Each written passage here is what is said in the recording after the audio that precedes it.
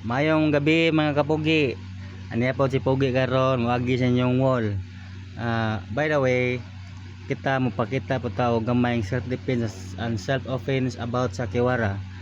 Kani about ni sa ato ang kagalingon in case of kita mabutang sa alanganin, in case of simbako to listen ka, at least na kay kamuan or na kay kadepensa sa imong kagalingon para dili ka madunggaban or pusilan dayon-dayon. At least na kay kadepensa sa imong kagalingon. Thank you. Please like, comment and share.